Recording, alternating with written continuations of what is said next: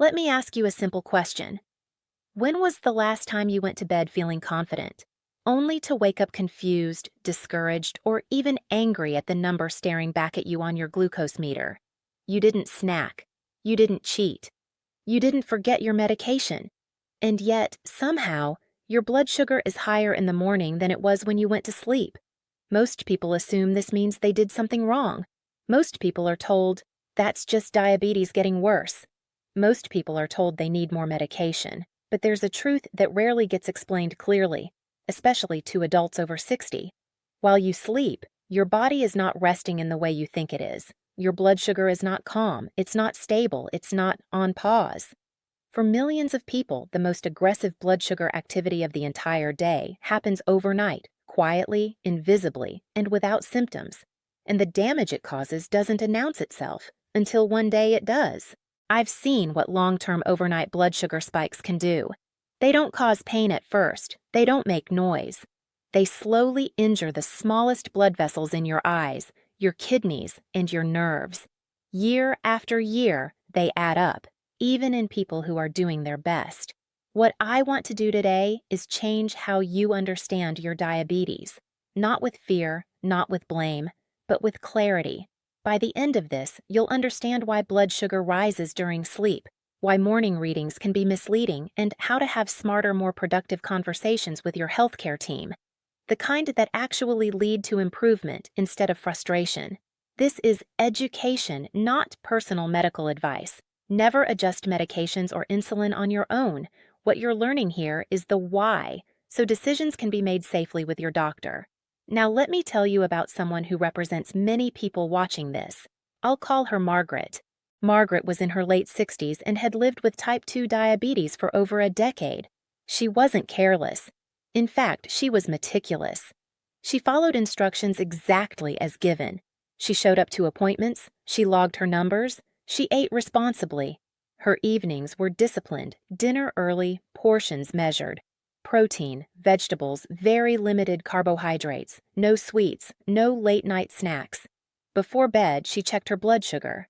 The number was usually reasonable, not perfect, but acceptable. Low 140s, sometimes high 130s. She went to sleep believing she had done her part. But every morning the same thing happened. She woke up, tested, and felt her stomach drop, sometimes higher. And the question that haunted her was always the same. How can my blood sugar go up when I'm asleep? She wasn't eating. She wasn't active. She wasn't doing anything at all. When she asked this question, the answers she received were vague and discouraging. Diabetes progresses. Your body just isn't responding anymore. We'll need to add or increase medication. But no one actually explained what was happening inside her body between midnight and sunrise. And that missing explanation made her feel like she was losing control. What terrified Margaret wasn't just the number, it was what she knew came with it.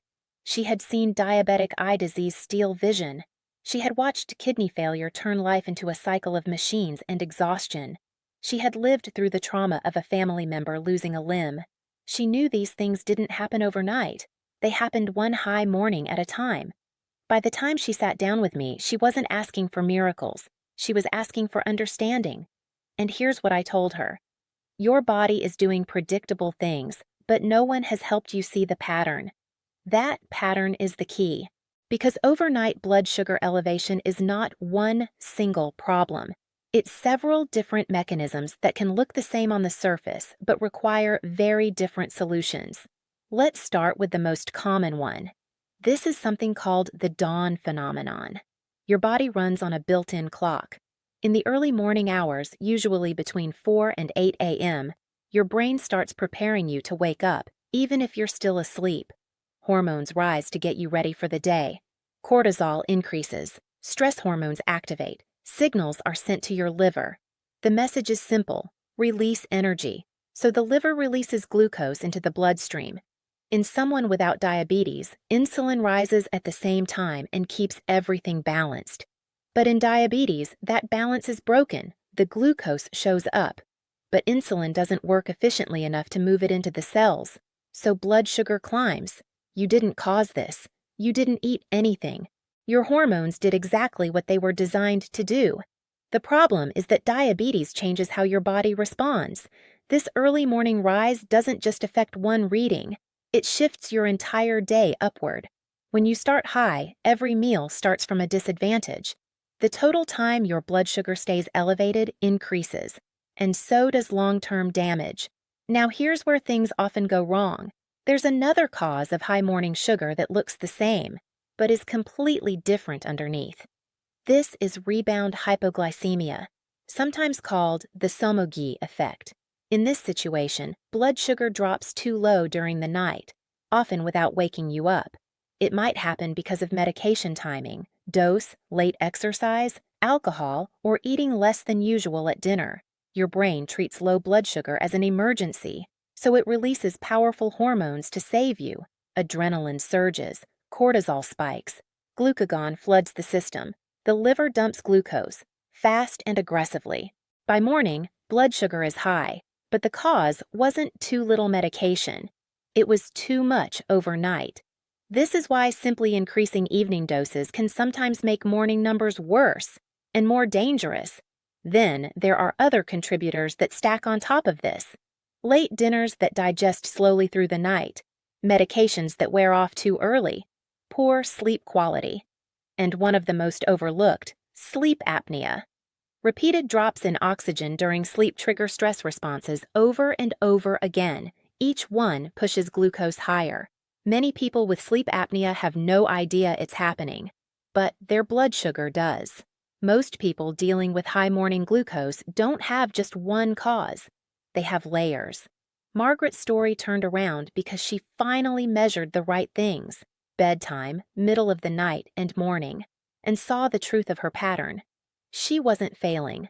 Her body was responding logically to hormones and timing. Once her treatment plan was adjusted with that understanding, alongside her doctor, her morning readings dropped significantly. More importantly, she stopped feeling powerless. That's the real goal, not perfection, not guilt, but awareness and control. If you've ever felt like your diabetes is punishing you despite your best efforts, this message is for you. You deserve explanations, not just prescriptions. And once you understand what your body is doing overnight, you finally gain leverage over a problem that's been quietly working against you for years. That's where real progress begins.